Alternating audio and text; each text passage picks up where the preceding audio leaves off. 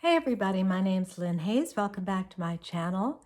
In today's video, we're going to be talking about the astrology for the week of December 21st in the year 2020. And what a year it has been. And this week is packed with astrological juju. So let's get right into it. The first thing I want to talk about is the winter solstice, which is of course on December 21st. And astrologically, the winter solstice occurs when the sun enters the sign of Capricorn. In the southern hemisphere, for my friends in Australia and New Zealand, it's actually not the winter solstice, and we call it the December solstice for those people. But for those of us in the north, it's the winter solstice. It's gotten dark. At the winter solstice, the sun appears to stand still for 3 days before it starts moving through the sky again. So there's a symbology here of the world standing still, of there being this stillness and this pause before we move into the next phase. There's so much symbolism right now for fresh new beginnings. We have Saturn, which just moved into Aquarius. We have Jupiter, which just moved into Aquarius. Saturn and Jupiter are conjunct in Aquarius, and I'll post a link in the description box to the video that I made about that conjunction.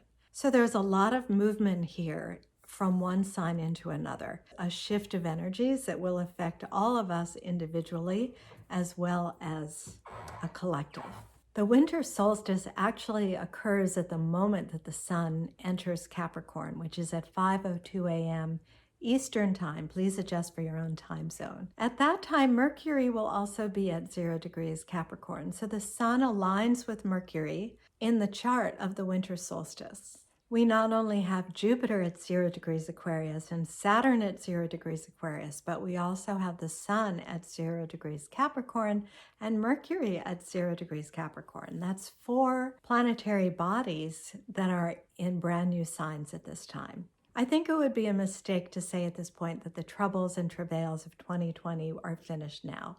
Certainly 2020 is finished, but I think we're not out of the woods. There's going to be a fair amount of trouble still with the pandemic in 2021. We're likely to experience some civil unrest all around the world with Jupiter and Saturn both in Aquarius. We're going to have Saturn in a square to Uranus, which tends to bring about a fair amount of social upheaval. And of course, humans are always humans, and that's not going to change. And you'll learn a lot more about that in the video for 2021, which I hope to post in the next couple of weeks. But in the meantime, for this week, for the winter solstice, I think we can all enjoy the fact that there's a big shift of energy, that our lives are changing, and that many of us don't know what's on the other side. This is a time when we can really create that.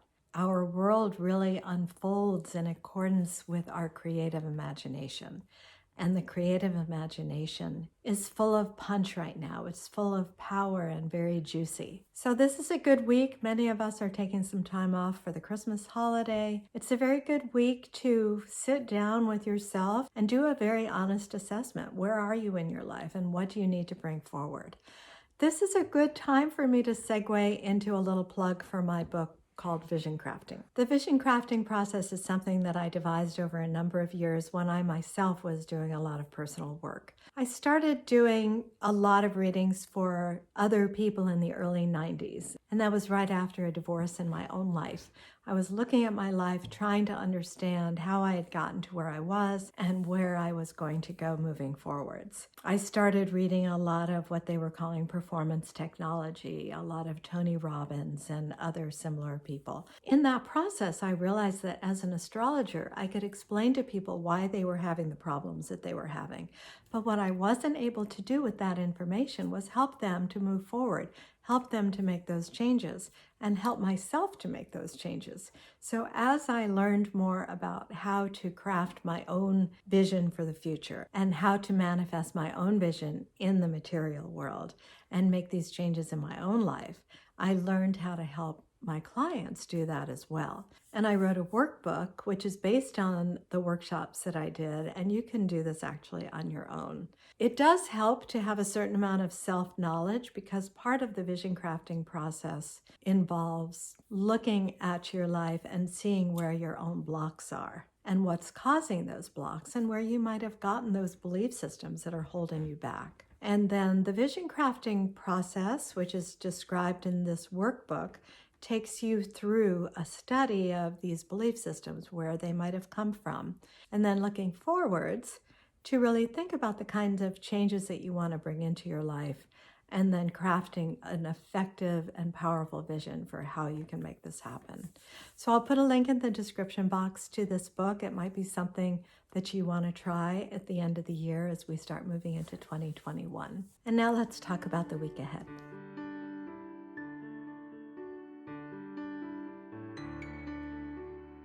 On Monday, December 21st, the moon is in the dreamy sign of Pisces until it moves into Aries at 5:32 p.m. Eastern Time. That's the day of the winter solstice. It's also the day of the Jupiter-Saturn conjunction. All of those planets are at 0 degrees. Here comes the moon at 0 degrees Aries, interacting with the solstice chart. Often we use the chart of a solstice or an equinox to predict what's likely to happen over the next 3 months of that season. And we not only have those 4 planetary bodies that I've already talked about entering new signs, but we also have the moon. The moon is in the sign of Aries, where it will stay for a couple of days. When the moon is in Aries, there's a lot of power, there's a lot of activity and action. The moon in Aries is fiery, and it can motivate us and inspire us. So I would say that Monday, the day of the winter solstice, and all of this planetary energy is in action, is a really good time to really sit down and look at your life. The moon in Aries instills a desire and a passion and a drive. And this is something that we can use to manifest what it is that we want. One thing we will need to pay attention to this week is the fact that Mars is going to be aligning in a challenging square to Pluto.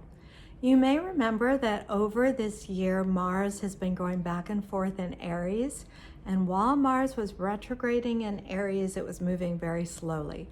So in September and October, Mars was in a challenging aspect to Saturn, Pluto, and Jupiter, all in Capricorn. That was very challenging and created a lot of violence. There's been a lot of shootings and homicides. But now Mars is traveling direct. It's back to its usual speed. It's moving more quickly. So when Mars squares Pluto on the 23rd, it's not going to have the same impact that it did in September. It's going to be moving much more quickly. But probably Monday the 21st, we may start to feel that interaction between Mars, the planet of our drive and aggression and assertiveness, with Pluto, which has to do with transformation and death and destruction and regeneration. Those 2 planets, when they're in a stressful aspect, can create some difficulties. And we may find that to be particularly true once the moon enters Aries, which it will late on Monday.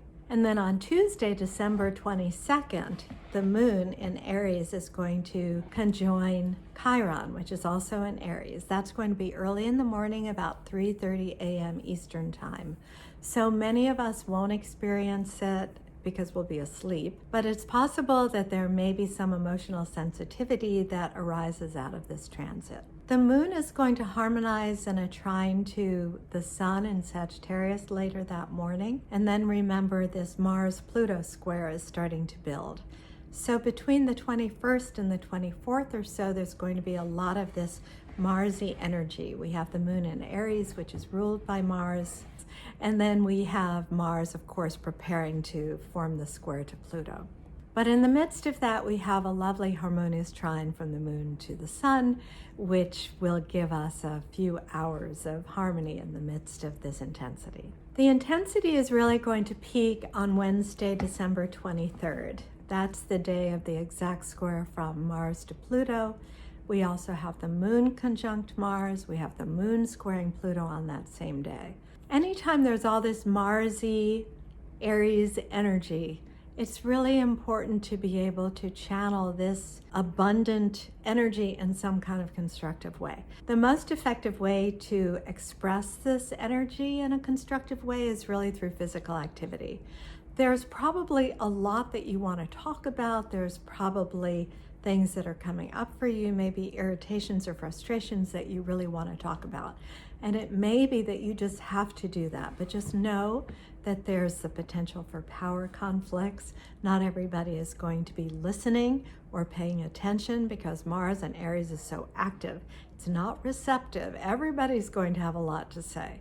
It's not a time when there can be a lot of resolution, although it doesn't hurt to try. But I think it's helpful to know that everybody is having the same experience. It's a really good time to go for a walk and just sort of let things settle. And then on Thursday, the 24th, is that right?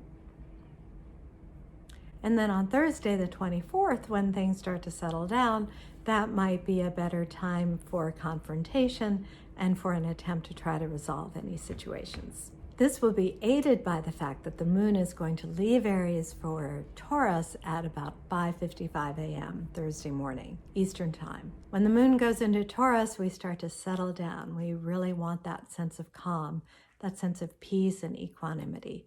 Taurus really just likes to be comfortable and feel secure, doesn't really care for a lot of disruption. Early in the morning, though, the Taurus moon is going to square Jupiter and Saturn, which have both moved into Aquarius. When the moon is square to Saturn, there can be a sense of loss, perhaps a little bit of isolation, loneliness. When the moon squares Jupiter, we have a desire for more, we want more. That's likely a time when you're going to need to feel more comfort, perhaps eat some comfort food, because Taurus loves that delicious, comfort food, macaroni and cheese and oatmeal if it's breakfast time. But then in the afternoon, the Taurus moon is going to form a trine to the Sun and Mercury, which are both in Capricorn at that time. This is an earthy combination that helps us to find more stability. As the moon moves through a trine to Mercury, which is in Capricorn, late in the day on Thursday, the 24th, it begins to translate, we call it, the upcoming trine from Mercury to Uranus, which occurs very early in the morning at 2:04 a.m. on Friday, the 25th.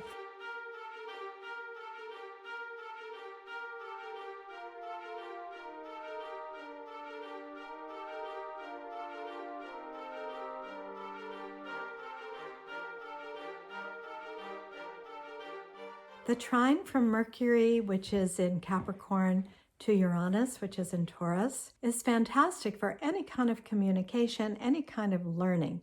Mercury is the planet of the lower mind. Uranus is the planet of higher intelligence. When these two planets are in harmony with each other, there's an awakening, there's new ideas, there's new information, there's new intuition. So the 25th, which of course is Christmas Day for those of you who celebrate, is going to be a wonderful time for writers, and really this starts on the 24th. As the trine from Mercury to Uranus is building, this awakening begins to occur. And then of course it peaks very early in the morning on Friday the 25th, and it starts to subside as that day goes on. The moon is still in Taurus, where it is still encouraging us to find that peace and comfort. And then it'll form a harmonious sextile to Neptune, the planet of creativity and imagination, later that day around 7:09 p.m. And this is still Friday. So Friday should be a wonderful day of imagination and harmony and just kind of a beautiful day of creativity. Later that day, the Capricorn sun begins to align in a challenging square to Chiron. When the sun is in a square to Chiron, it's one of those periods where if we are particularly sensitive or emotionally reactive, that may come out on that day. Not everybody reacts, obviously, to this in the same way. Some people come into this life with a lot of wounds, and we can see it in their charts. Maybe they have Chiron squaring Sun in their own chart, Chiron conjunct the moon. These sorts of chironic aspects in a natal chart do tend to cause people to be more emotionally sensitive. And those people are more easily triggered at these times. But there can also be sort of an awakening or a new understanding. The sun tends to illuminate whatever it comes into contact with. The sun is in a challenging or a strong aspect to Chiron, so it's going to shine a light on a wound that may be ready to arise. But again, this comes with some emotional sensitivity that we have to work through before we get to the awakening part. And this will peak on Saturday, December 26th at about 2:30 a.m. Eastern Time. Then Saturday is pretty quiet as far as the planets are concerned until the moon moves into Gemini at around 6:32 p.m. Eastern Time. After the moon moves into Gemini, Gemini is an air sign. It tends to want a lot of communication, tends to desire a lot of experiences, and to be very curious about everything, to like to learn things. And when the moon is in Gemini, it's going to harmonize with Saturn and Jupiter, which are newly in Aquarius. So Saturday evening Eastern Time is going to be very active intellectually as far as the mind is concerned. Now remember, the lunar aspects only last for a few hours. So by Sunday, the 27th, the interaction between the Gemini moon and Saturn and Jupiter will have concluded. But the moon is going to be in Gemini until Tuesday, the 29th, when we'll have a new video. So from Saturday evening and then on Sunday and also Monday, the moon is going to be in Gemini. Very good time for any kind of writing, thinking, but it's a time when we're going to want to be pretty active. It's a time when we're definitely more interested in things. It's not a really good time to, lay around on the couch and have kind of a quiet day. When the moon is in Gemini, there's a lot of action and just a lot of mental energy. Very good for writers. Any kind of work that involves the processing of information is highlighted when the moon is in Gemini. Also on Sunday the 27th, the Capricorn sun is going to form a trine to Uranus, which is in Taurus. This is a day to embrace change. Something new and surprising could happen. It's a day when we might feel confident and comfortable to go outside of our comfort zone, to try something new. Uranus is the planet that inspires these shifts, these paradigm shifts, changes of ideas, new ways of living. It also causes us to look at our life and see where we're stuck. What's an old pattern that we're really ready to let go of? That's highlighted on Sunday the 27th. And that takes us to Monday the 28th. We'll have a new video that day. I hope you have a wonderful week. Thank you again for joining me. Please do look in the description box. I'm going to put some links to the Vision Crafting book, to the video about the Jupiter-Saturn conjunction, and also to 2 articles that I wrote, one about Saturn moving into Aquarius and one about Jupiter moving into Aquarius. So thanks again. Have a great week, and I'll look forward to seeing you next time.